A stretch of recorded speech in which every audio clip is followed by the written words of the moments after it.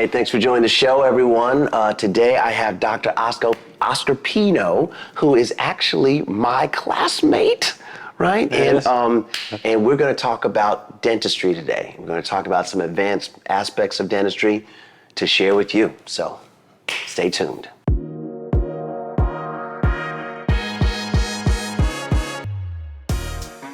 All right, Oscar. Thanks so much for coming. All right. Jeffrey, great being here. So, amazing that we get to be dentists because I love what I do. We are blessed. It's great, great life, great profession. Great life, great profession. And you remember dental school like it was like...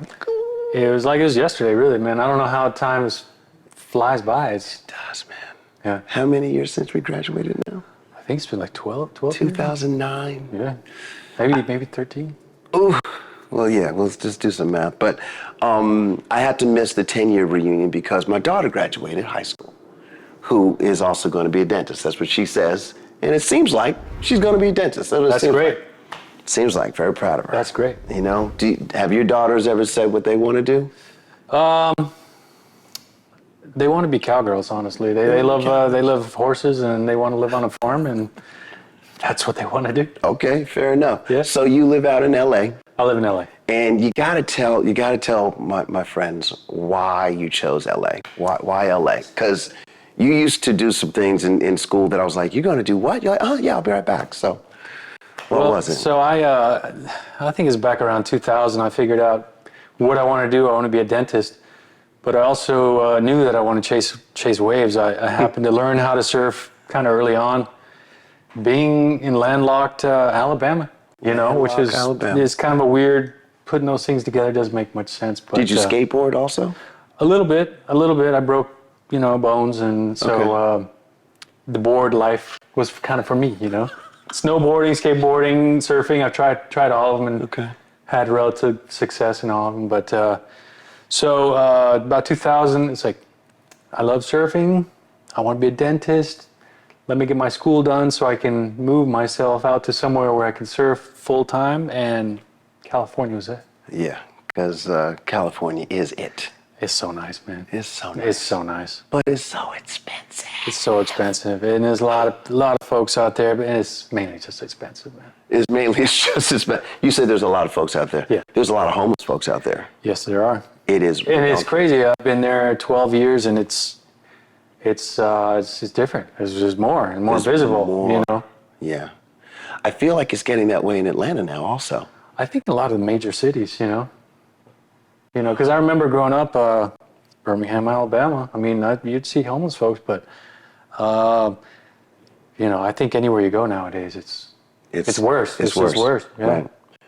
I mean, I have no idea how to solve the homeless problem. Not one clue. I don't either. That's outside of my scope. Yeah. But health is in my scope of things. Yes, we do know a few things about health, especially oral health. Oral health. I've been with my patients since the pandemic. I had come up with a theory that we are our own keepers. We have to make sure that our health is our responsibility, and do whatever you got to do to make sure that your health is not compromised, right? So I came up with the theme of food, sleep, exercise, detoxification, and mindfulness behavior. Beautiful. That's what I came up with. To share with the patients so they can monitor themselves with the food. I've been doing blood types. Do you know what your blood type is? A positive. A positive, because we did it in school, right? We did, yeah. Yeah. So how do you take care of your health? Because you look healthy. Thank you. I try to eat healthy. Mm-hmm. I think I do moderately well. Drink lots of water. Drink lots of water. Yeah. That's great. Yeah. Exercise has always been part of my routine, part of my life. Stretching. I do a lot of stretching. That's good. Yeah. And I try to sleep. I was much better growing up. I slept more than just about anybody I know. I don't know if that's got anything to do with, longevity or anything like that, but just quality sleep, I think. Quality sleep. I mean, that's on my list of things to do on a daily basis, because I recognize that lack of sleep means that my waking hours are not as crisp and sharp. Absolutely. Yeah. And I got to serve the public. So that's it. You went to the Las Vegas Institute, brother. I did. So Why did you Las go Vegas out there? Institute or Las Vegas Institute Global, they are basically the premises around physiologic dentistry. And so Could you tell me? so basically in dental school, we get taught tooth position. So Yeah. how the jaws come together, teeth come together. And they're, from what I'm understanding, because I'm just getting started, is their thing is muscle position, and where the position of the muscles are may not be exactly where the teeth want to be. And so when you have a comfortable position of the muscles, sometimes you'll have a better tooth relationship.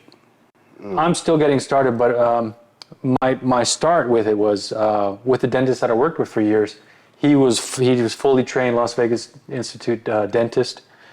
And the way I saw him manage full mouth rehab cases of people who had lost teeth for different reasons, gum disease, cavities, trauma, or TMJ, bruxism, clenching, grinding type things. How do you put them back where they need to be? And so that's been one of my things I want to have a better comprehension of before I step into that. Have you done any full mouth rehabilitation? I have done full mouth cases, but I still had a lot of questions. When I went through it, I felt strong, but I was like, but I realized there was gaps in my knowledge. So I realized that this could be something to fill that. And only having started, I've taken the first core course. It answers things, but you realize, okay, I need to know what the questions are, and I'm starting to find what the questions are to be able to pursue them. In order to help somebody with temporal mandibular joint disorder. That's right. Gotcha. What kind of questions would you be asking them? Well, one is going to be what kind of symptoms are they feeling, kind of on your workup of what's going on. Okay. Also sleep, how they're sleeping, like we were just talking about. And sleep dentistry is another thing that is coming into its own in the whole dental world, Sleep dentistry on how much oxygen you're getting at night, what kind of airflow you have at night, because a lot of those things, the brain and the body can go kind of haywire. And so you have a lot of clenching and grinding happening at night, not just because of stress, but because of how much oxygen you can be getting at night. So when you're not getting enough, the body might be saying, like, hey, you need to wake up because you're not getting enough oxygen. So the clenching and grinding might be coming into play as part of one of the factors that can be happening. Because I call temporal mandibular joint disorder the voodoo of dentistry. That's what I call it. And that's, it's because the cosmetic stuff I love and I deal with. But this kind of the voodoo, the unknown. It is the unknown. It can be unknown. It can be unknown. Yeah. And so to see a colleague who was treating people, and I'm just watching him in the corner like, what is he even doing? Because we come out of dental school with some knowledge, but it's like a college degree versus like a PhD degree. I mean, just in all intents and purposes. That's true. I think so. So that's been kind of an area I've been pursuing. Did your dentist tell you to go to the institute? Was he like, Dr. Pinot, you got to go there? Or you just said, I got to go there? I like what that guy's doing, and I like the knowledge that he has. He was a real quiet guy, so he didn't say too much, but he's like a little Yoda kind of guy, man. Like he just, even though he was like 6.5 feet tall, he's a tall guy. Okay. But just But he had some information. He had information, and I'm like, where is he pulling this stuff from? Yeah. Okay. Yeah, it's pretty cool. So, I mean, I love continuing education. I think it is like essential. Have to keep learning. Have to keep learning. Because if you think that you know everything, you know nothing. Well, I think you're in real trouble if you think you know everything. Yeah, I think so. Even for our colleagues who are veterans, that they got to keep learning. Keep learning. So I do full mouth rehabilitations as well. Which I'm excited to. Yes. To learn from you. We do mini dental implants where we're putting 8 to 10 implants per arch. Mostly 8 to 10 would be on the maxilla. Yeah. 6 to 8 would be on the mandible. Of course, you could get away with 4, but you want to get as many dental implants in as possible. And do you know about these minis? The mini implant? Yeah, the mini implant. Yes. Okay, all right. So basically, when you're now doing the restoration, which is really what anybody wants, you have multiple implants supporting it, and It's like a table. You want more legs on a table for stability versus. although 3 will do it. 3 will do it. 3 will do it, but not for the mouth. That's gonna fail. Yeah. No, I remember when you told me you were getting started on the full mouth rehabilitation and restorations, and I was super excited. So I'd love to hear from then to what it is now. Well, I went and trained with Dr. Todd Shacken out of Buffalo, New York, and did multiple days last year. October was my first time going. Then I went back in November and took 3 members of my team, the operation manager and my 2 assistants at the time. This time that I went back, I took the entire team, all that could go, all that were able to go. I have a team of 12, and I took 9 of them. Wow, that's great. Wow. To So Buffalo. it's not just like one person; it's the team knows what It's the definitely team knows what's going on. I wanted to have a team approach to the restorations, to the service, because people get 2 things from us. They get service and a product, and I think that. And you can get those anywhere, but You could get quality. bad service, yeah. You could or not so good service, Right. or no service at all, right? Right. But no, I want it to be whatever tip top looks like. That's what I wanted, and I wanted all of the team to have an understanding of the science behind it and the realistic parts of it, and they could maybe convey it to a patient if a patient has an off question to the assistant, or they could at least know where I'm going or what I'm doing when I'm moving, because training, we're continually training. No, it's exciting. I mean, I love implants too, and I've been placing them for Years. about 7 years now, Years, I think, yeah. and did a year-long mini residency. So a few days out of every month for about a year, I was off doing long days and stuff like that. But I love it, man, because it's for dentists out there who are not, I encourage them to do it. Such a solution for so many things that otherwise Have no solution. Yeah. Yeah. What would you say to a young, soon-to-graduate dentist about the atmosphere of dentistry, the field now? What would you say to them? the atmosphere nowadays, I don't know versus compared to when we got started, but it's still solid. I mean, it's hard getting out. I mean, any profession getting started is going to be hard, but once you get your feet under you and you get going, I mean, there's work, which with other careers, it may be more difficult to find consistent work. We have consistent work wherever you go. It seems that way. Yeah. It seems that way because there are so many people in need of dentistry, even if it's just pain management for a tooth that's not savable or savable. But the young dentists coming out will have some things to learn, but hopefully they will continue their education as we have. I think And by Be doing humbled that by it. and by being somewhere, whether on their own or as an associate doctor, something like that, that they can try and continue their education and fully being supported of that, it's the best way to get stronger and more attractive to wherever population you might be in, and as employment too, Oh my goodness, true. I had Dr. Latimer as my first. I remember Dr. R.V. Latimer. Yeah, I met him. He was my first kind of like mentor. Yeah. Over the teachers in school, and he said, "The more you know, the more you can do, the more you can help." It just that makes sense. It Yeah, made so it all much comes sense to me. together. I was Yeah. like, oh. Because I didn't want to be a dentist. See, you said that in 2000, you said you want to be a dentist. Yeah. That's amazing. Yeah. Because in 2000, I was still probably playing music, I think, right? I was playing a lot of soccer. So Oh, that's cool. But did you want to be a pro soccer player? I sort of did. Okay. I sort of did. Oh, no. I was playing a lot, and I was kind of until I got finally, I got hurt, and it kind of, I realized I was like, that career is not going to happen. It was a dream. It was a dream, but I was okay. I played all right. You played all right. Yeah. All right. You still play? No, a few surgeries on this ankle don't let me play much anymore. Surgeries on the ankle? Yeah, I had 3 surgeries on my right ankle. What? Yeah. Yeah, that'll slow your football game down. But it did give me perspective and a direction to work towards, which was dentistry. Mm-hmm. So yeah, 2000 to 2022.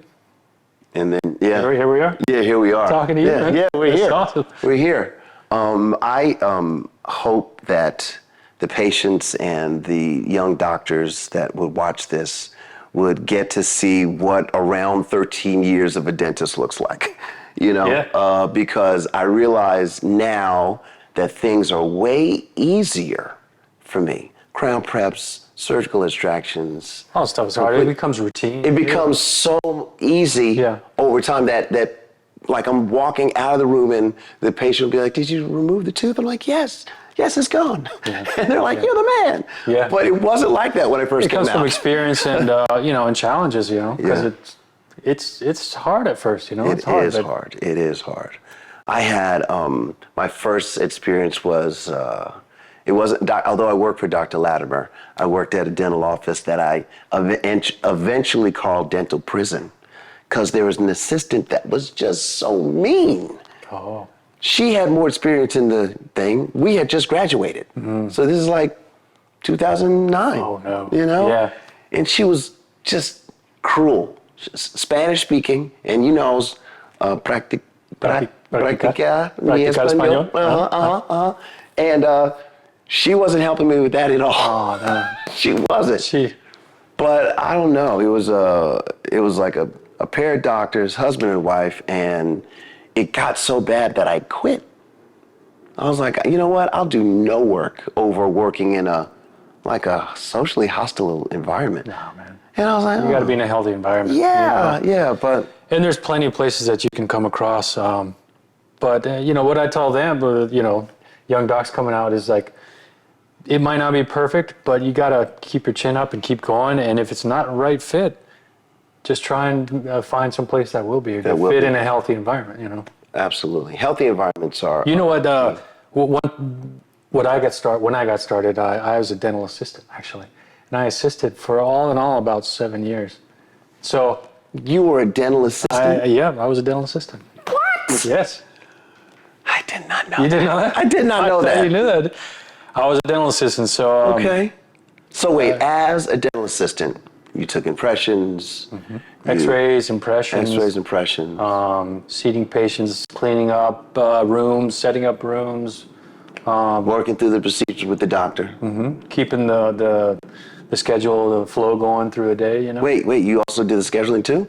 Not really, I didn't do scheduling, but I just try to keep the schedule. Oh, try to keep on schedule. On time, yeah. Wow. Yeah. That's when I knew that it was dentistry was for me. So for any of those young docs or even before, say, try it out, just to see if it's really, So I let young people that want to be doctors, I let them shadow me. That's great. And I also did that too. Yeah. Just for a few days and stuff like that, but actually getting in there, seeing what it is, and having I had a great mentor dentist. He was a periodontist prosthodontist. Oh, wow. Yeah. Okay. So I got to, my implant story began way back then too. Way back then. Yeah. So was the prosthodontist doing implants? He was doing implants, yeah. And he was restoring them? And he was restoring them. Okay. So a lot of surgical, a lot of restoration and stuff like that. So it's really cool. Yeah, pretty cool. So when you... Tell me what, sorry to interrupt you. Yeah. When did you figure out you wanted to be a dentist? When did that happen? Oh my God. I dated a dentist. Did you? That's what happened. Okay. I was still a rock and roll guy. Okay.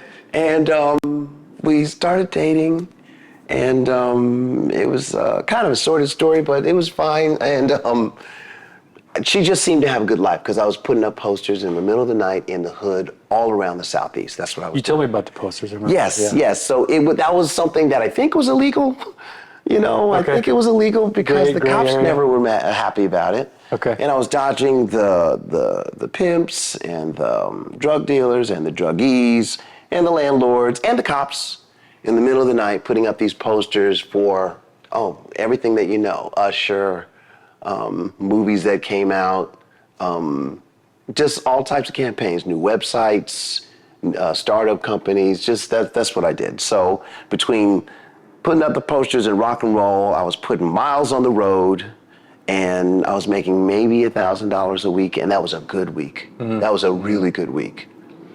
And then I started seeing the dentist that made like $4,000 in a week, and she was staying in one place, and I was like, that's weird.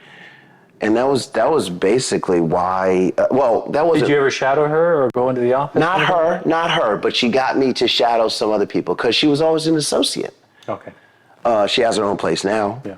But she was an associate, and I shadowed maybe 2 or 3 doctors, and basically, I mean, in retrospect, the doctors that I shadowed were just good general dentists, but I didn't. I was like, I think I could do this better, and I felt like I didn't have to be there that long because I was like, this is what I'm going to do, so I got it. And I'm not going to worry about. I'm not going to worry about going over this guy's shoulder anymore because this is what I'm going to do. So my uncle had worked with John Maupin at Meharry, and honestly, I think I had a shoe in or a foot in or something like that. I mean, I still had to test for the classes. I was in post-bac. Oh, that was great. I was in post-bac, which was great because I think that's a great way to.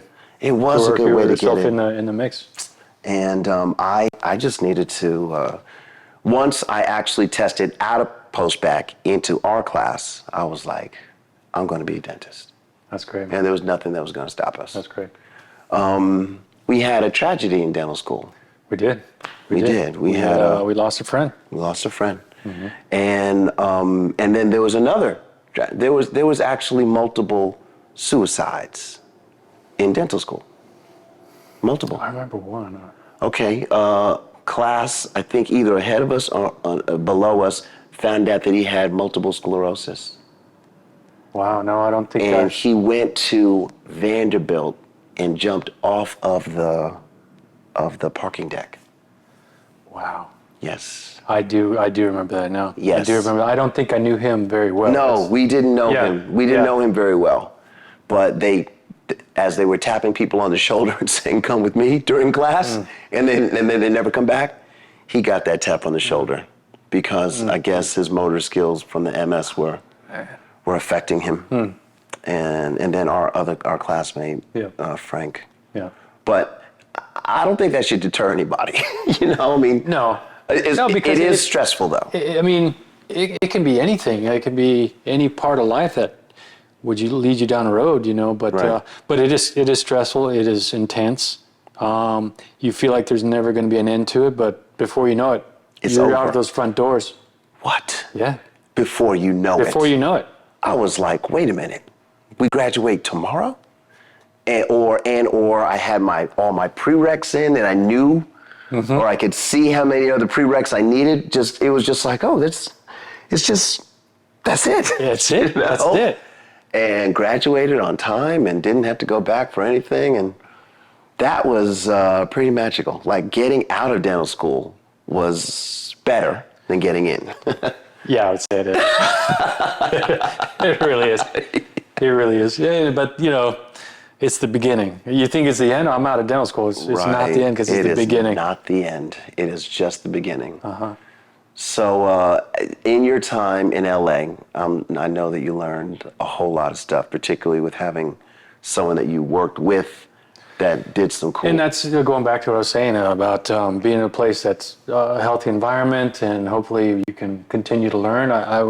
Been in a great spot that, I've been able to learn and do all these different courses and aesthetics courses, the implants courses, some Botox courses as well. Yes. Yeah, Are you still doing that? I'm still doing it. Yeah. That's one type of treatment for TMJ, right? It's one type, so it doesn't fit in line with the LVI necessarily. Great. You know, but I do like having different things in the bag to Yeah, work it's with. tools in the toolkit. Yeah. So I'll sort that out later on, but right now it still gives a lot of relief to people who are desperately, trying to get out of pain. Right. You know. Right. I have to refer those patients. I don't have enough skill. I mean, I review food, sleep, exercise, detoxification, and mindfulness behavior with them. I do review that.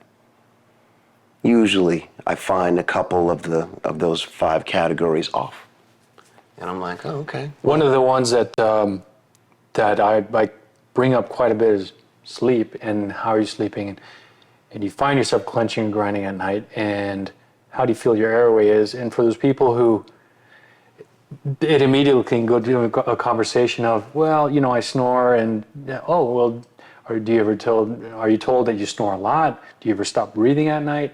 And well, yeah, my spouse, they tell me I stop breathing. Have you ever had a sleep test? Have you ever told your doctor this? Your primary care physician, I think I might be stopping sleeping at night. Sleep apnea, and that is a major health issue, and obstructive sleep apnea, where you're not getting enough air at night on a daily, nightly, hourly basis at night, for those people who find themselves falling asleep at work or in the car, or, this can be one thing that's happening. Threatening. How would you suggest or go ahead So I and treat typically it? start the conversation with, I think you might need a sleep study provided by your primary care physician. Okay. And so they can then go down and have a sleep study done, and then confirm yay or nay, or yes or no, that they're having episodes of sleep apnea. What if a person doesn't have enough money? What if they don't have a primary care physician? Well, How then can they help themselves? there is a device that, say, they don't have a primary care physician, but we as dentists can have. It's a pulse oximeter, and so it's a little device that they wear at night. So, and it shows like how often blood oxygen is staying where it's supposed to be, or if it's dipping, and how many times it's dipping at night. And you can track this on a little graph on your computer, and then you can tell them, hey, I see these things happening, and so I have a sense that you may be in that area. You may be in the sleep apnea area. Yeah. And so the other thing I tell patients as well, at least some people can wear a breathe right strip every night. And so by doing that, you open up the airway, and sometimes it can help out. And that's That's easy, the least expensive thing I think you can absolutely do. Mm-hmm. I think I snore sometimes. Yeah. I know I snore, and I wear a breathe right strip every night. You do? Yeah. But I mean, I don't think I have apnea. I may grind my teeth. I don't know. I think I clench my teeth. I don't think I grind my teeth. Yeah. I mean, do you review diet with your patients? No, I don't. No. No. Which I love, and that's what I was saying. I want to hear what kind of things you're asking them, and. Well, I asked them basically what their blood type is, and based on that, I have a list of on the website, CampCreekDental.com. I've got blood types, and I have A, AB, B, and O. Mm-hmm. And they can download their list into their phone or on the computer, and then they'll have basically a list of what you shouldn't eat and a list of what you should eat. Now, is it a true list? Maybe. Can anyone eat anything? Absolutely. Mm-hmm. Anyone. I mean, so I think if you want to go more specific, you could do a food allergy test. Mm-hmm. You could take your list and be like, am I really allergic to cauliflower? Mm-hmm. Or am I really allergic to whatever, cauliflower, whatever. But that is where I start with them, because for some people, it is their diet that's contributing to other things. And, if you change it, modify it, you might be able to get rid of this and that. But that is when that's where I have fallen short, and I try not to cram anything by anybody's throat, down anybody's throat, because You're probably gonna get pushback, and I get pushback, Yeah. and I don't want to be the forcible person, Right. but they can help themselves. I find that teaching or educating patients by trying to show them what possibilities may be versus dictating what it is, absolute, I find I gain a lot more trust and acceptance to at least checking this stuff out, At least checking it out. I mean, I have a bunch of videos on food sleep on this channel, on this program, that people could just go through the library now. You know what? Part of the thing I love what you're doing with talking about diet. So I did a master's in oral biology. Okay. What that is basically is it's immune based and it's biology. It's like the microbiology. So like the bacteria and stuff like that, plus the immune system, how that's combined. So with our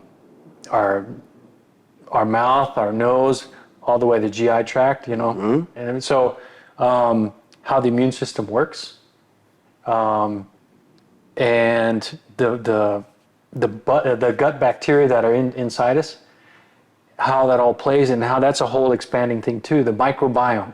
So people are talking about this stuff nowadays, and there's a whole explosion of how that influences our health.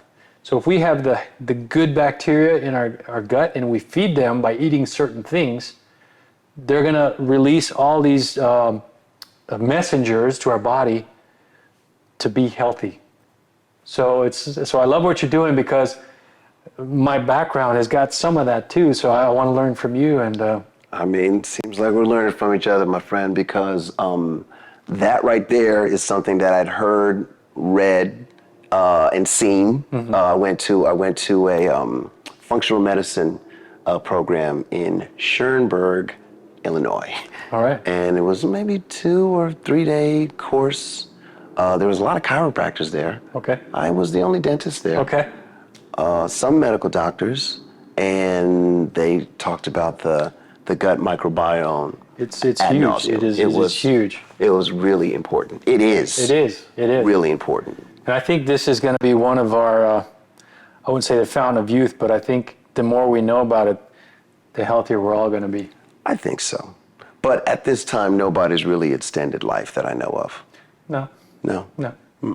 Not by a few years. Yeah, I mean, maybe a couple of years. I mean, because there's 99-year-old, 100-year-old people that still smoke. Yeah. And dang, you got that far and you smoke cigarettes. I mean, aren't cigarettes bad for you? Yeah. Maybe not for that person. But I guess there's always extremes in every instance. Outliers, Outliers. Yeah. But for the most part, for the majority, I think maybe you should eat right, get some good sleep, exercise. Yeah. I mean, for the most part. But I would tell this to anyone. I would slow down for anyone who I feel needs to hear this particular message, because it seems like they don't know it. It's or they haven't heard it. They haven't heard before, it. It's before, yes. We live busy lives, active lives, but we don't always have somebody tell us, hey, this is actually what's healthy. And there's plenty of people who don't even know how to look up that information either, It's like, where do I get this information from? The thing is also the information's changing, It is changing. It changes from year to year and decade to decade. So what was unhealthy 10 years ago? And I'm saying, okay, all right, the information is changing. Okay, all right. But is it still factual? Who knows? That's and then it becomes a question mark, because last year you said this, but this year you said that. Right. I'll give it to you on maybe there's been an advance in technology, there's been a breakthrough in information, but it just goes right to change. Yeah. I mean, my mom tried to tell me that Bruce Lee died. Now this could be completely wrong. Right. My mom is older, okay? Okay. She said that she saw somewhere on the internet that Bruce Lee died of drinking too much water. I hadn't heard that one before. Me neither. heard that I thought he before. had a brain aneurysm or a tumor or something like that. I thought that's sort of what it was. That's what I thought it Yeah. was. But on the internet, my mom was like, I don't need to drink that much water. Okay. Bruce Lee died of drinking too much water. And I'm like, what?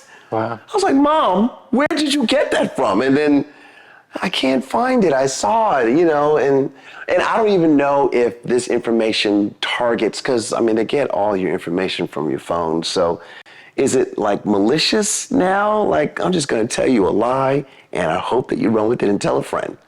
Yeah. Because when my mom said, I don't need to drink that much water, I was like, huh? And then Bruce Lee died from too much drinking. Well, I think it is possible to die from too much water. Absolutely, it's possible to die from too much water, but you are drinking that water right now. Yeah. All right now. Yes. You're not having a glass of water like every hour or something like that. Right. You are having a gallon a second or something like that. Yeah. You can die from water toxicity, yes. Yeah. I don't think that's how he died, though. You know? I don't think so. I don't think he had like a fire hose just.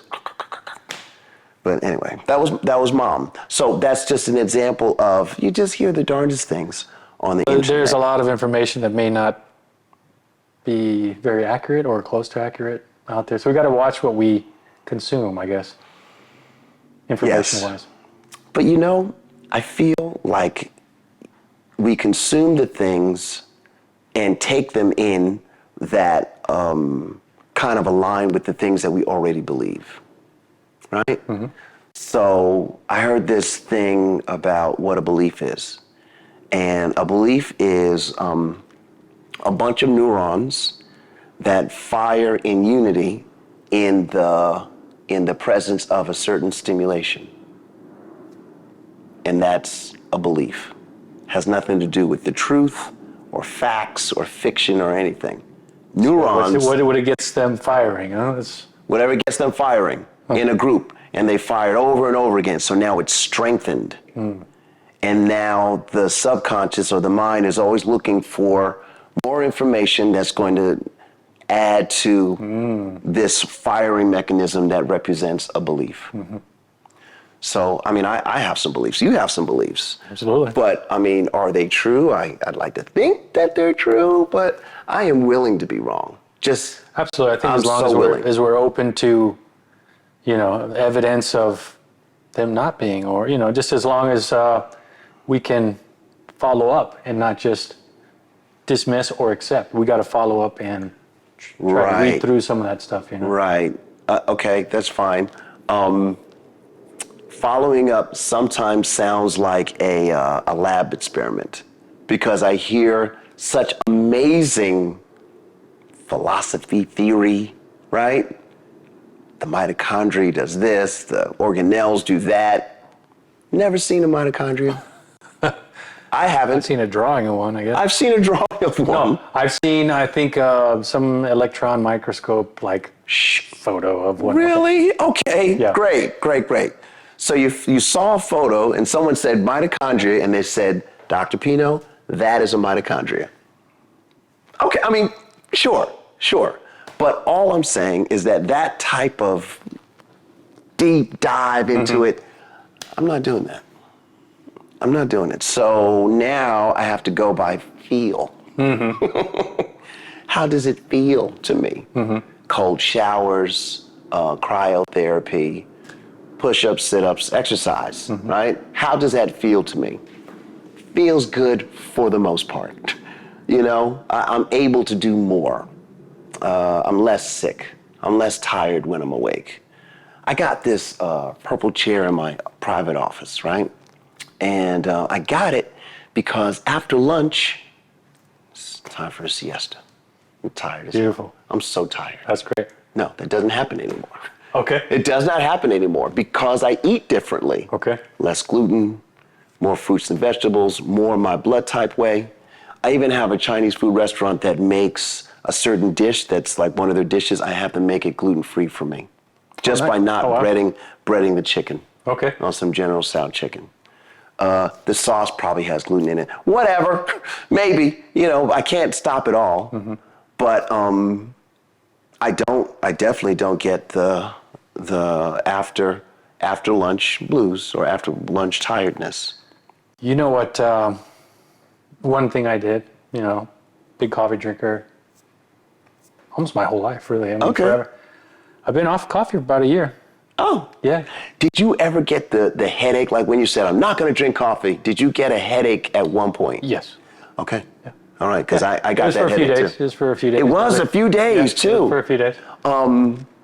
I feel like I have an addictive personality. I do. Want more. Want more. Always more. Yeah. But because I used to drink a lot of coffee in college, and I was walking my dogs one morning. I was like, you know what? I'm not going to drink coffee this morning. Yeah. By the time I got back from the walk, my head was going goof, goof, goof. And not that there's anything wrong with coffee, but I was like, what? No, I mean, I think there are health benefits. Absolutely. So many health benefits. I just figured out at some point that it wasn't agreeing with me, And then as soon as I got off it, I was waking up easier, more energy, like you're saying, yeah. and I didn't have that 2 p.m. crash after lunch. Right. Now I'm just the whole day cruising. You just keep going. Sleeping better, feel more hydrated, not dehydrated. Because you're drinking water. Yeah. Yeah. So I think we're all different in some sense, and we got to find what works for us, our bodies. And diet, I think, is a big part of that. So you got to look at the blood type sheet and just see if anything on the list resonates with your A type. Do you know what your wife is? She is O. Okay. Yeah. That's so funny. Yeah. All right. Because it seems like A's and O's get together all the time. Is that right? It seems that way. Yeah. No, I don't know. Yeah. My mom is a A, my dad is a O. Is that right? Okay. Yeah. All right, cool. And there's a couple other examples I got of A's with O's and O's with A's. That, Cool. I don't know. Do you know in Korea, is it Korea? Yeah. Blood type. Now, they eat, I don't know if they eat their blood type, but they definitely want to know what your blood type is because certain blood type people, they won't even talk to another certain blood type because they're talking about mating. And Okay, so like, they're talking about the kids. So Yeah. the kids have to be of a O and an A or so like whatever the the best combo. mix you can, your match is going to be with blood type, and that's going to be the best. Yeah. I went to dinner with my implant company, Hyacinth is what I use, right? And I had just started my blood type diet. And I was like, nobody knows this. And we're eating and stuff. I was like, yeah, guys, I'm eating for my blood type now. You know what your blood type is? And the boss guy was like, yeah, I'm an O. And he's an A. That's why we get along. I was like, hey, what? Really? Oh, Dropped wow. that on you? He dropped it like that. And like, I got to go get a cigarette. Hang on. And he like left. I was like, what? And that's when they told me that was a thing. That was the thing. Wow. That was a thing. Wow. But they still have a high death rate because they smoke and drink a lot. Yep. Yep. Although smoking and drinking go well together some kind of how. You can live longer smoking and drinking Well, as I do opposed know to some just old timers that are smokers and drinkers, and like, how is this person still? Right. Because smoking and drinking together, I think, they work each other out. It's like we could go further along, but if you just smoke or you just drink, it's worse. Wow. You got to mix I them. got a question. So, how did you? I don't think you've told me, or I don't remember you telling me how you came across the blood type and diet thing. How did I? Oh, my friend Shauna. There was a place here in Atlanta called Your Vitamin Lady Herb Shop. I think they're gone now. And I still got to call her to see what happened, but I had a eczema on my arm right here, and it would not go away. I was like, what is this? And it seemed like it would come out during the summer. And I was like, well, maybe it's a heat rash or something like that. And the years before that, I'd always get the winter cold or that yearly, I got the flu this year again. I started gaining some weight. I bought some new jeans to be at my new size and stuff. And then I just decided I'm not going to keep doing this. So I went on a mission to find out what was healthy. And I threw out all the gluten and all the stuff in my house. And I just basically got rid of everything that would be a temptation. Mm-hmm. And I just now have a pretty clean kitchen. But I didn't know about the blood type diet until I met Shauna and your vitamin lady. And she got me on the diet, and that cleared up with some vitamins and minerals, with proper vitamins and minerals. Because I went to a functional medicine doctor also. Mm-hmm, mm-hmm. And he could get with the blood type diet. He was like, yeah, that's fine. And but he didn't necessarily subscribe to it. He was promoting, but he was okay. Yeah. You working with it. Yeah, he was like, take your vitamins. And maybe the combination of the vitamins and the eating right and the more water, maybe it made it go away. Yeah, I mean, it went away. Yeah. And that right there was like, oh, okay. And really, it wasn't like I was feeling bad. It was just like it would be itchy. And I was like, you can't stay with me. And like, you weren't there before, or you go down a little bit, but then you get, I don't know. It's just. Yeah, but I think, regardless, diet can make you feel better, especially if you don't know if you're eating something that's not doing you so good, So if people's health is in their own hands, then where do they go when they have questions? Well, I mean, there are doctors one place, but I don't know if they're going to get all the answers or all the time that they need to really, I mean, I'd imagine that the right doctor would be helpful. Yeah. A nutritionist could be helpful. Yeah. But, I mean, where would you get hardcore, sane information cheap? I got it. A book. A book? A book. But you'd have to, I mean, I need. Are you writing a book? Or are you going to? One day. One day. One day. But not today. And I'm still trying to figure out what's up with this time thing. Because I work 4 days a week, 9 to 5, 9-ish to 5-ish. And the only extra times that I have are before or after. So I'm trying to still at this time figure out what exactly my before looks like and what exactly my after is going to look like, and still be able to have time to have relationships, friends, family time, Being your own business owner too, that takes a lot of time, I'm sure. It does. It does take time. And I work on the business almost as much as I work in the business. And thank God my team is understanding of the things that I have been saying for years, And I feel like the team has gotten themselves together to do what we need to do in order for us to just ride off into the sunset. You got some smart, talented people in place. I would say they're smart and talented. Yes. Everybody gets tired. Everybody, falls short of the mark at some point. But I don't ever blame anybody for that. I mean, it just happens. Right. But right. For the most part, yes, the team is A1. A1. How's the team that you work with in LA? Great. There'll be a new person come along every so often. Mm-hmm. But with time and patience, you get them well trained and motivated, and then before you know it, they're just part of the crew. What do you use to motivate them? My motivation to them is patience, trying to explain things clearly to them. Not necessarily trying to call them out in public, trying to let them know, hey, this is what I need from you. But this is what you're doing wrong. These are different ways we could do it right. Giving them different ways to do that. So that just sounds so gentle and nice. Yeah. That's so nice. Yeah. You could be my boss until you fired me. Because you would end up firing me. I've been fired from every job that I ever had. That's why I became a dentist. Yeah. All right. I've been fired from every job. Multiple reasons. They were all correct. It was never like, I was a black man and never. Nope, that was never it. Maybe it played into play, man, I don't know, but no. My dad I worked for American Airlines. Did you really? As a city ticket agent. I didn't know that. Yes. Are you serious? Yes.